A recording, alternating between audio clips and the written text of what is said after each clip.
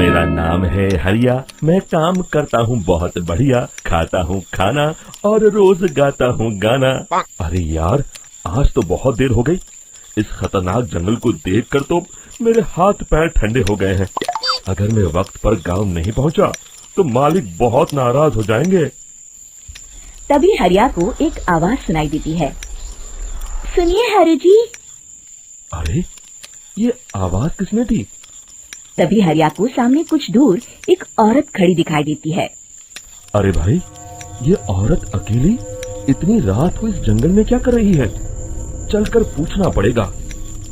फिर हरिया अपनी बैलगाड़ी उस औरत के सामने लाकर रोक देता है और उससे पूछता है। अरे सुनिए, आप इतनी रात को इस खतरनाक जंगल में अकेली क्या कर रही हैं? तभी वो औरत मीठी आवाज में कहती है। अरे हरु जी, आप आ गए। मैं कब से आपका इंतजार कर रही थी। वैसे तो यहाँ से काफी लोग गुजर चुके हैं, लेकिन मैं खास आपका इंतजार कर रही थी। अच्छा, तुम सच कह रही हो? मुझे तो यकीन नहीं हो रहा है। वो क्या है ना, आज तक किसी ने मुझसे इतने प्यार से बात नहीं की। हाँ हाँ हरु जी, मैं सच कह रही हूँ। अब देर मत करिए और जल्दी से मुझे मेरे घर तक छोड़ दीजिए। हाँ हाँ, कौन सी बड़ी बात है, अभी छोड़ देता हूँ। आप मेरे पीछे बैलगाड़ी में बैठ जाइए और मुझे रास्ता बताते चलिए। फिर वो औरत हरिया की बैलगाड़ी में बैठ जाती है और हरिया बैलगाड़ी हाँकता हुआ आगे चल पड़ता है। फिर उस औरत के बताए हुए रास्ते पर चलते चलते हरिया बैलगाड़ी लेकर एक काली गुफा के आगे आकर रुक जाता है। हरिया उस औरत से पूछता है। हाँ देवी जी, आपका घर कहाँ है? यहाँ पे गुफा के अलावा और कुछ नहीं है? तभी अचानक वो औरत हवा में उड़ने लगती है। देखते ही देखते उसका सुंदर रूप एक डरावनी चुड़ैल में बदल जाता है और वो जोर जोर से हंसती है। अरे तू तो एक नंबर का बेवकूफ निकला। तू तो बड़ी आसानी से मेरी बातों में आ गया। अरे मर गया रे, ये तो एक चुड़ैल है। हे भगवान बचा ले, ये तो बड़ी डरावनी दिखाई दे रही है। और फिर अगले ही पल हरिया की बैलगाड़ी में रखा सारा सामान हवा में उड़ता हुआ उस काली गुफा के अंदर चला जाता है और वो चुड़ैल भी उस गुफा के अंदर जाकर कहीं गायब हो जाती है। हरिया ये नजारा देख बुरी तरह घबरा और परेशान हो जाता है। अरे, ये चुड़ैल तो मेरा सारा सामान लेकर गुफा में गायब हो गई। अब क्या होगा? अगर मैं गांव खाली हाथ गया तो मालिक मेरी अच्छी खबर लेंगे। मेरी इस बात का कोई यकीन भी नहीं करेगा। फिर आखिर वही हुआ। हरिया के मालिक चंपक सेठ को हरिया की किसी भी बात पर रत्ती भर भी यकीन नहीं हुआ।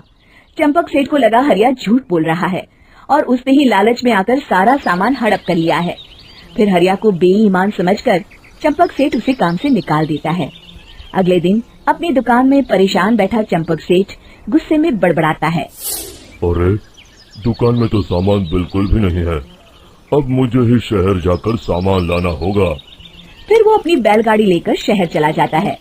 शहर से सामान लेकर जब चंपक सेठ वापस गांव लौट रहा होता है, तभी उसे एक आवाज सुनाई देती है।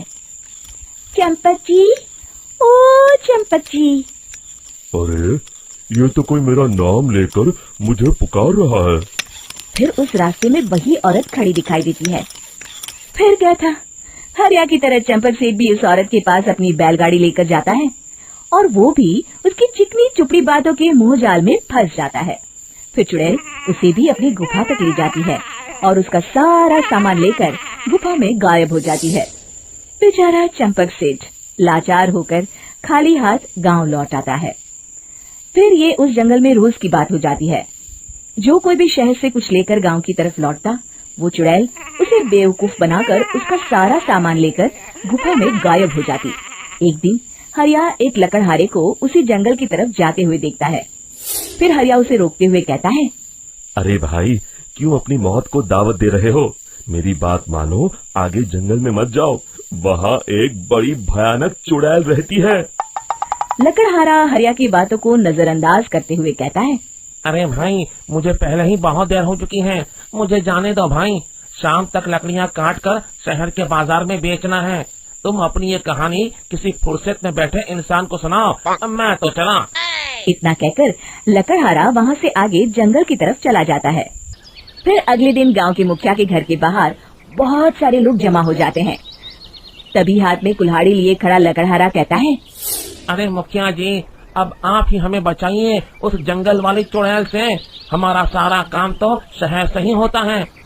अरे मुखिया जी, उस चुड़ैल की वजह से तो मैं पूरी तरह बर्बाद हो गया हूँ। हम सबको मिलकर उस चुड़ैल का कोई इलाज करना पड़ेगा।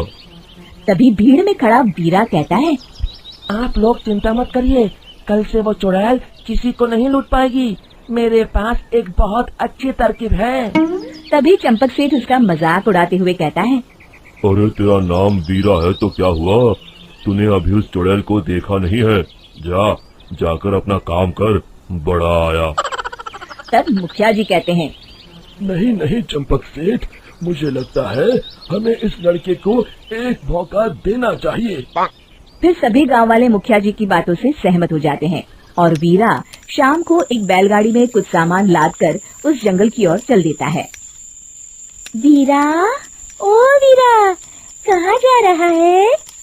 तभी वीरा मुड़ के देखता है, वही चुड़ैल एक औरत के रूप में खड़ी है। अरे बहन जी, मैं आपको ही ढूंढ रहा था। देखिए, मैं आपके लिए क्या लाया हूँ। अरे वाह, तो खुद मेरे लिए इतना सामान लाया है। तू ही अकेला गांव में समझदार है। जरा देखो, मैं भी खोल के, बड़े भूख लगी है। जैसे ही चुड़ैल उस सामान पर से कपड़ा हटाती है, एक भगवान शिव की तेज रोशनी उसके अंदर मूर्ति से निकलती है और चुड़ैल अपने असली रूप में आकर जलने लगती है। अरे मैं जल रही हूँ, बचाओ, बचाओ, ओम नमः शिवाय, मर गई मैं। देखते ही देखते वो चुड़ैल राख के साथ उड़ जाती है और सभी गांव वाले भी वहां जाते हैं। शिक्षा बुराई पे सदा अच्छाई की ही जीत होती है।